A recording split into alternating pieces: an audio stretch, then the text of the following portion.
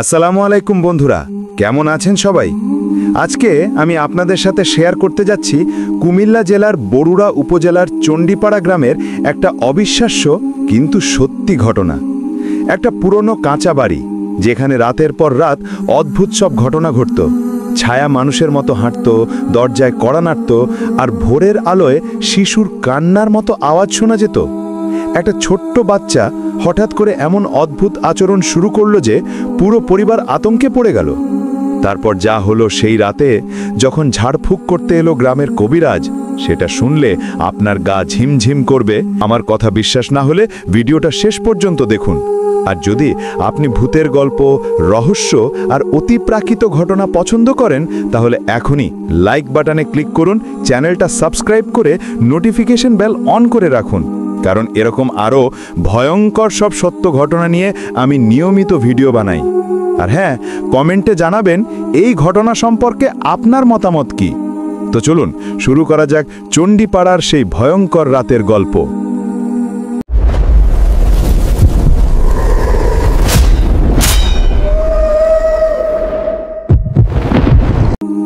কুমিল্লা জেলার বরুড়া উপজেলায় চণ্ডীপাড়া নামে একটা ছোট্ট গ্রাম। গ্রামটা অন্য 10টা বাংলাদেশি গ্রামের মতোই, সবুজ মাঠ, ধান ক্ষেত, আম কাঁঠালের বাগান আর সহজ সরল মানুষের বসবাস। কিন্তু এই শান্ত গ্রামের একদম শেষ মাথায় একটা পুরনো কাঁচা বাড়ি ছিল, যেটা নিয়ে গ্রামের মানুষদের মধ্যে নানা রকম গুজব ছিল। বাড়িটার দেওয়াল ছিল মাটি আর বাঁশের তৈরি, টিনের চার অনেক জায়গায় মরচে ধরা, জানলার কাঠ পচে গিয়ে মাকা হয়ে গেছে। চারপাশে জংলা ঝোপঝাড়, দিনের বেলাতেও যেন একটু অন্ধকার অন্ধকার লাগতো ওই এলাকায়। বাড়িটার মালিক ছিল রহিম মিয়া, একজন সাধারণ কৃষক। তার স্ত্রী জামিলা খাতুন আর তাদের একমাত্র ছেলে নুরি, বয়স মাত্র 7 বছর। রহিম মিয়ার বাড়িতে সমস্যা শুরু হয় প্রায় 3 মাস আগে থেকে। প্রথম সেটা খুব একটা গুরুত্ব দিয়ে দেখেনি কেউ। রাতে হালকা আওয়াজ, মনে হতো যেন কেউ খাঁটছে ঘরের ভিতরে, অথচ সবাই তখন ঘুম। কখনো মনে হতো দরজায় কেউ আলতো করে চাপড় মারছে, কিন্তু দরজা খুলে দেখলে বাইরে কেউ নেই। জামিলা খাতুন প্রথমে ভাবল হয়তো বাতাসের শব্দ বা ইঁদুর ছুঁচোর দৌড়াদৌড়ি, কিন্তু ধীরে ধীরে ঘটনা আরো ভয়ানক হতে লাগলো। রাত প্রায় 3টে-4টের দিকে যখন চারপাশে নিস্তব্ধতা নেমে আসে, তখন শোনা যেত একটা ছোট্ট বাচ্চার কান্নার মতো শব্দ, খুব হালকা কিন্তু স্পষ্ট। জামিলা খাতুন প্রথমবার শুনে ভয়ে শক্ত হয়ে গিয়েছিলেন। রহিম মিয়াও শুনেছিল। তারা ভাবল পাশের বাড়ির কোনো বাচ্চা কাঁদছে হয়তো, কিন্তু পাশের বাড়ি অনেক দূরে, আর ওই সময় কে বাচ্চাকে কাঁদতে দেবে এমন করে? তারপর একদিন রাতে রহিম মিয়া হঠাৎ ঘুম ভেঙে দেখেন তাদের ঘরের দেওয়ালের ওপর একটা অদ্ভুত কালো ছায়া নড়ছে। লম্বা, মানুষের মতো, কিন্তু একদম সোজা নয়। মাথাটা একপাশে কাত করা, যেন ঘাড় ভাঙা। হাত দুটো অস্বাভাবিক লম্বা, প্রায় হাঁটুর কাছাকাছি নেমে আসছে। রহিম মিয়া চোখ কচলে আবার দেখলেন, কিন্তু ছায়াটা তখনও সেখানেই ছিল। ধীরে ধীরে সেটা দেওয়াল বেয়ে ওপরের দিকে উঠে গেল, তারপর হারিয়ে গেল। রহিম মিয়া সাহস করে জামিলা খাতুনকে জাগালেন না। সারা রাত চোখ খোলা রেখে শুয়ে থাকলেন। ভোর হতেই মসজিদে গেলেন, ইমাম সাহেবকে সব বললেন। ইমাম সাহেব বললেন, রহিম ভাই, তুমি বেশি বেশি কোরআন তেলাওয়াত করো, নামাজ পড়ো, আল্লাহ কাছ পানাহ চাও। রহিম মিয়া তাই করলেন, কিন্তু ঘটনা থামল না। তারপর হঠাৎ করে তাদের ছেলে নুরি অসুস্থ হয়ে পড়ল। নুরি একে একদম সুস্থ সবল বাচ্চা ছিল, দৌড়াদৌড়ি করত, খেলতো, হাসি ঠাট্টা করত। কিন্তু হঠাৎ করে সে চুপচাপ হয়ে গেল। খাওয়া দাওয়া কমে গেল, চোখের দৃষ্টি হয়ে গেল ফাঁকা ফাঁকা, যেন সে কোথাও তাকিয়ে আছে কিন্তু আসলে কিছুই দেখছে না। আর সবচেয়ে ভয়ঙ্কর ব্যাপার ঘটত রাতে। নুরি ঘুমের মধ্যে হঠাৎ করে উঠে বসত, চোখ খোলা কিন্তু কোনো প্রতিক্রিয়া নেই।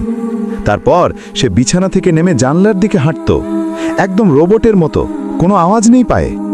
জানলার সামনে গিয়ে দাঁড়িয়ে থাকত, বাইরের অন্ধকারের দিকে তাকিয়ে। জামিলা খাতুন প্রথম রাতে ভয় চিৎকার করে উঠে উড়েছিলেন। রহিম মিয়া ছুটে এসে নুরি কাজ করলেন, কিন্তু নুরি কোনো সাড়া দিল না। তার চোখ ছিল একদম স্থির, মুখ ফ্যাকাশে। তারপর হঠাৎ করে নুরি ফিস করে বলল, আব্বু, ওরা এসেছে। রহিম মিয়ার বুক ধক করে উঠল। কারা এসেছে বাবা? ওরা জানলার বাইরে দাঁড়িয়ে আছে, ওরা ভিতরে আসতে চায়। জামিলা খাতুন ভয়ে কাঁপতে কাঁপতে জানলার দিকে তাকালেন, কিন্তু বাইরে কিছু দেখা গেল না, শুধু ঘন অন্ধকার আর দূরে মাঠে ঝিলি পোকার ডাক। রহিম মিয়া নুরিকে কোলে নিয়ে বিছানায় শোয়ালেন, কিন্তু নুরি আবার একই কথা বলতে লাগলো, ওরা ঘরে ঢুকবে, ওরা আমাকে নিয়ে যাবে। পরের দিন সকালে নুরি আবার স্বাভাবিক হয়ে গেল, কিন্তু সে কিছুই মনে করতে পারল না রাতের ঘটনা নিয়ে। জামিলা খাতুন জিজ্ঞেস করলেন, তুমি রাতে জানলার কাছে গিয়েছিলে কেন? নুরি অবাক হয়ে বলল, আমি তো ঘুমিয়েছিলাম আম্মা, কিছুই মনে নেই। এরপর প্রায় প্রতি রাতেই একই ঘটনা ঘটতে লাগলো। নুরি ঘুমের মধ্যে উঠে জানলার কাছে যেত আর বলতো, ওরা এসেছে, ওরা আমাকে ডাকছে। রহিম মিয়ার জামিলা খাতুন এতটাই ভয় পেয়ে গেলেন যে তারা রাতে ঠিকমতো ঘুমাতে পারতেন না, সারা রাত জেগে জেগে নুরিকে পাহারা দিতেন। গ্রামের অন্যান্য মানুষও খবর পেল। কেউ কেউ বলল, ওই বাড়িতে জিন আছে, কেউ বলল হয়তো কোনো খারাপ আত্মা, কেউ আবার বলল হতে পারে আগে ওই জায়গায় কোনো খারাপ কিছু হয়েছিল, তার ছাপ রয়ে গেছে। এমন সময় গ্রামের বয়োবৃদ্ধ একজন মুক্তার মিয়া রহিম মিয়াকে পরামর্শ দিলেন, তুমি হাজি করিম মোল্লার কাছে যাও, উনি ঝাড়ফুঁক করেন, মানুষের অনেক উপকার করেছেন, উনি হয়তো তোমার ছেলেকে সুস্থ করতে পারবেন।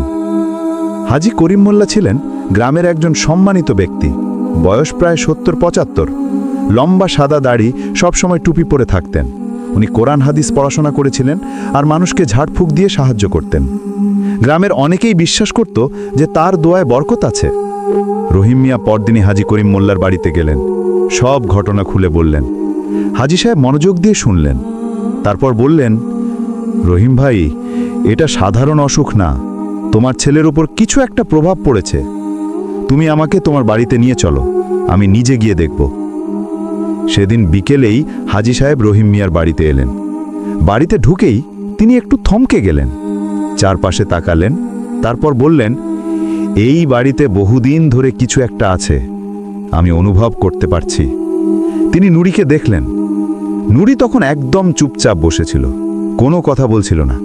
হাজি সাহেব তার মাথায় হাত রাখলেন, কিছু দোয়া পড়লেন, তারপর বললেন, রহিম ভাই, আজ রাতেই এখানে ঝাড়ফুঁক করতে হবে, আর তা করতে হবে রাত 12টার পর।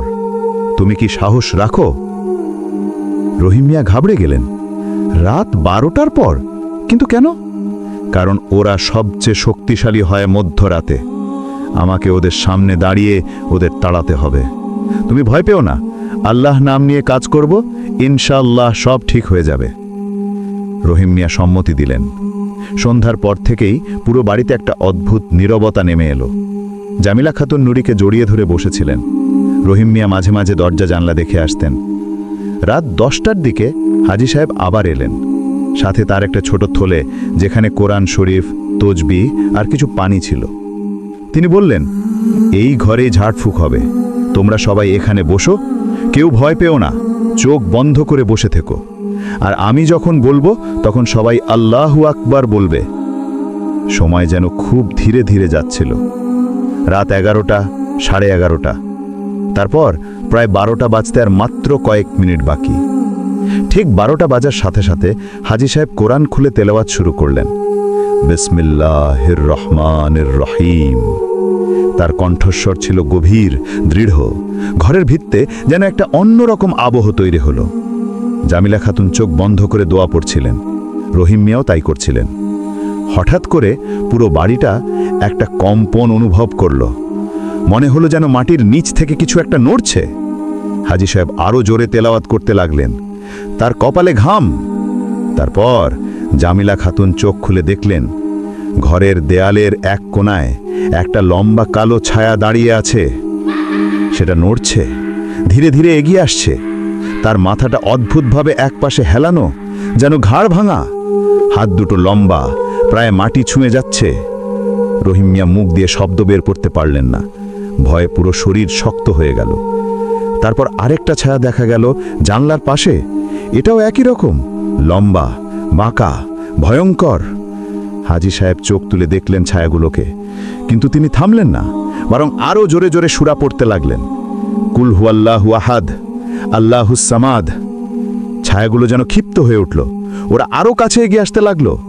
একটা ছায়া প্রায় হাজি সাহেবের কাছে চলে এলো। হঠাৎ হাজি সাহেব চিৎকার করে বললেন, সবাই চোখ নিচু করে রাখো, কেউ ওদের দিকে সরাসরি তাকাবে না, ওরা তাকালে ধরে নিয়ে যায়। রহিম মিয়া তৎক্ষণাৎ চোখ নামিয়ে নিলেন, জামিলা খাতুনও। ঠিক সেই মুহূর্তে পুরো ঘরের বাতি নিভে গেল। সম্পূর্ণ অন্ধকার, শুধু হাজী সাহেবের তেলাওয়াতের শব্দ শোনা যাচ্ছিল, আর তার সাথে ভারী নিঃশ্বাসের শব্দ। হুশ হুশ হুশ, যেন কেউ খুব কাছে দাঁড়িয়ে শ্বাস নিচ্ছে। 2-3টে ভারী নিঃশ্বাস একদম কানের পাশে। জামিলা খাতুন অনুভব করলেন তার ডান কাঁধে কেউ হাত রেখেছে। ঠান্ডা, বরফের মতো ঠান্ডা। তিনি চিৎকার করতে গেলেন, কিন্তু গলা দিয়ে শব্দ বের হলো না। রহিম মিয়া অনুভব করলেন তার ঘাড়ের পেছনে যেন কেউ ফু দিচ্ছে। ছোট্ট নুরি কাঁদতে শুরু করল। হাজী সাহেব সর্বশক্তি দিয়ে চিৎকার করে দোয়া পড়তে লাগলেন, আউযু বিল্লাহি মিনাশ শাইতানির রাজিম, বিসমিল্লাহির রহমানির রহিম। তার কণ্ঠস্বর এতটাই জোরালো ছিল যে মনে হচ্ছিল পুরো ঘর কাঁপছে। তারপর হঠাৎ একটা প্রচণ্ড ধাক্কা। মনে হলো যেন ঘরের ভিতরে একটা বিস্ফোরণ হয়েছে, কিন্তু কোনো শব্দ নেই, শুধু একটা তীব্র ঝাঁকুনি। আর তারপরই সব শান্ত। বাতি আবার জ্বলে উঠল। ছায়াগুলো নেই, কোথাও কিছু নেই। হাজী সাহেব হাঁপাচ্ছিলেন, তার কপাল থেকে ঘাম ঝরছে। তিনি চোখ বন্ধ করে কিছুক্ষণ বসে রইলেন।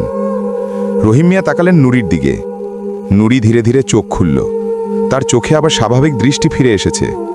সে বলল, আব্বু, আমার খুব ক্ষুধা পেয়েছে। জামিলা খাতুন কান্নায় ভেঙে পড়লেন। তিনি নুরিকে জড়িয়ে ধরলেন। হাজী সাহেব উঠে দাঁড়ালেন। তিনি বললেন, আলহামদুলিল্লাহ, ওরা চলে গেছে। তোমার ছেলে এখন সুস্থ। কিন্তু মনে রেখো, এই বাড়িতে অনেক দিন ধরে ওরা ছিল। তোমরা নিয়মিত নামাজ পড়বে, কোরআন তেলাওয়াত করবে, ঘরে সবসময় আয়াতুল কুরসি পড়বে, তাহলে ওরা আর ফিরে আসতে পারবে না। রহিম মিয়া কৃতজ্ঞ কণ্ঠে বললেন, জাযাকাল্লাহ খায়ের হাজী সাহেব, আপনি না থাকলে আমরা কি করতাম? হাজী সাহেব হাসলেন, আমি কিছু করিনি রহিম ভাই, আল্লাহ তোমাদের রক্ষা করেছেন, তুমি শুধু তার কাছে শুকরিয়া আদা করো। সেই রাতের পর থেকে চণ্ডীপাড়া গ্রামের মানুষরা রহিম মিয়ার বাড়ির ঘটনা নিয়ে অনেক কথা বলতো। কেউ কেউ বলতো, আমিও সেই রাতে অদ্ভুত শব্দ শুনেছি, মনে হচ্ছিল কেউ চিৎকার করছে দূর থেকে। কেউ বলতো, আমি দেখেছি ওই বাড়ির জানালা দিয়ে একটা অদ্ভুত আলো বেরোচ্ছিল, কালজে লাল। এই জায়গাটায় আগে একটা পুরনো কবরস্থান ছিল, অনেক বছর আগে।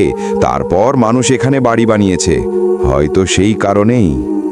কিন্তু সত্য কথা হলো, কেউ ঠিক জানে না আসলে কি ছিল ওই বাড়িতে। নুরি সম্পূর্ণ সুস্থ হয়ে গেল, আবার আগের মতো খেলাধুলা করতে লাগলো। ঘুমের মধ্যে আর উঠে জানালার কাছে যেত না, সব স্বাভাবিক হয়ে গেল।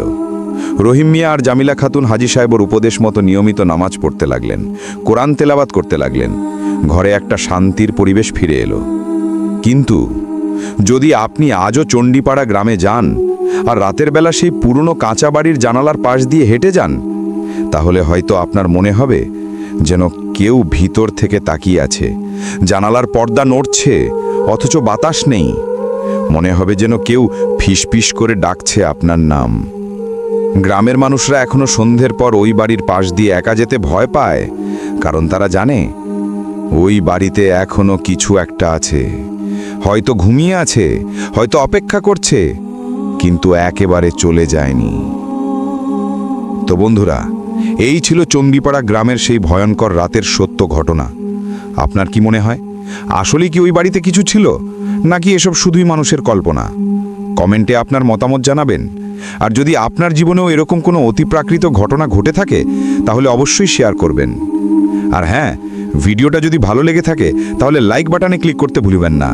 চ্যানেলটা সাবস্ক্রাইব করুন, নোটিফিকেশন বেল অন করে রাখুন, কারণ এরকম আরও ভয়ঙ্কর, রহস্যময় আর সত্য ঘটনা নিয়ে আমি নিয়মিত ভিডিও বানাই। পরের ভিডিওতে দেখা হবে। সেই পর্যন্ত সবাই ভালো থাকবেন, সুস্থ থাকবেন। আর হ্যাঁ, আল্লাহ হাফেজ।